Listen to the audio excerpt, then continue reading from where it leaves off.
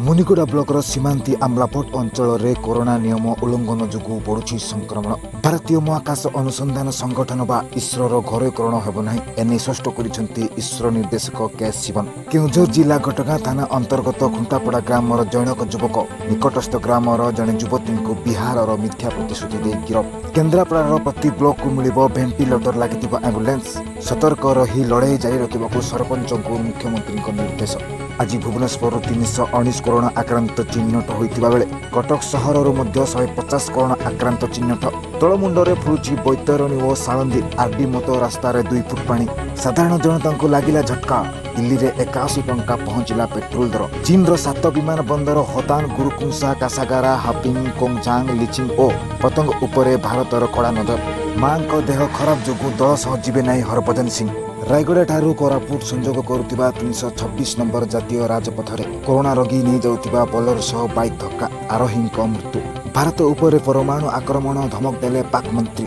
September 1 रु बढ़िबो विमान टिकेटर दाम घोषणा कला बेसामरिक विमान चलाचल मंत्रालय।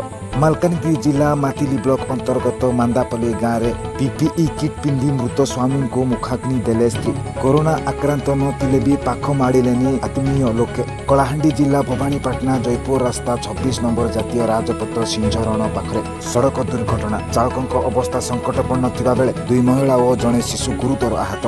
दक्षिण आफ्रिकार 2 स्टार क्रिकेटर कोरोना आक्रांत नाम अस्पष्ट। वर्षा जोगु बुड़ीला धान bill. Nimapada Rajnagar block Hector Hector चाष जमी जलमग्न। नवरंगपुर राजरास्ता उपरे 2 फुट पानी। शासी कहले बन्या भय नहीं। राज्य सरकार बलांगीर जिला लईसिहा निर्वाचन मंडली अंतर्गत आगलपुर ब्लॉक को अणदेखा करुथिबा अभियोग आनिछंती लईसिहा विधायक डॉक्टर के मुकेश महालिंगा। केन्द्रापड़ारे लगाण वर्षा जोगु धान बिलरे अंटाए पानी चिंतार चाषी। जाजपुर जिला कुआखाई पुलिस द्वारा 9 किलो 800 ग्राम गंजेई जबत। 2 जन को पुलिस करिछि गिरफ। बदलिला कोविड नियम। आईपीएल मैच पूर्व क्वारंटाइन रे रहिबेनी इंग्लैंड और ऑस्ट्रेलिया रो खेलाड़ी। मयूरभंज जिला ठाकुरमुंडा थाना खुंडापसी ग्रामर शांतिर ज्योति सिंह और भीम माझी 2 बाइक चोरों को गिरफ करिछि केउझर जिला पाटना थाना पुलिस।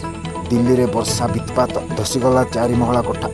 मोर विश्वास आपनकु एई वीडियो भल लागिथिबो। लाइक शेयर एवं सब्सक्राइब करने को भूलंतु नहीं। लेटेस्ट अपडेट न्यूज पाई देखुथंतु मो टीवी।